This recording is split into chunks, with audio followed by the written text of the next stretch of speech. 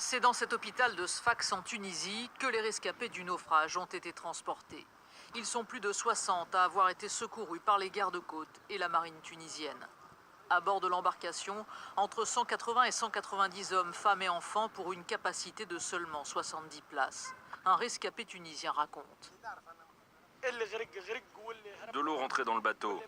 Ceux qui ont pu s'échapper l'ont fait, d'autres se sont noyés. On est resté là jusqu'à presque 5 heures du matin. Puis des pêcheurs sont venus nous aider. Et ensuite, l'armée est arrivée. Le bateau faisait route vers l'Europe au large des côtes tunisiennes quand il a été repéré près des îles Kerkena sur le point de couler au milieu de la nuit.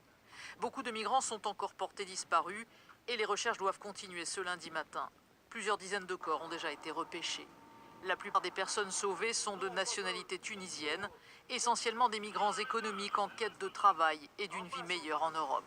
Ce drame rappelle les précédents naufrages au large de la Tunisie, notamment celui d'octobre 2017, où 40 personnes avaient péri noyées après la collision de leur embarcation de fortune avec un navire militaire.